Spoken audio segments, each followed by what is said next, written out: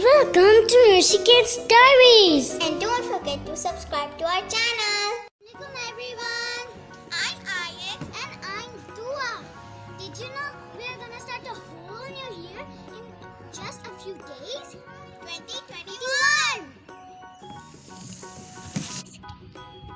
In the beginning of each year, it's important for us to make a promise to ourselves. The promise you make to yourself is called a New Year resolution. If you haven't thought of one yet, let's give you some ideas. When you are at the park, you should wait for your turn and always say please and thank you. Welcome. And don't fight with your friends if they took your swing for a little while. I'm sure they'll give it back. I will not litter and I will be really nice to animals. And I will plant more trees and not waste water.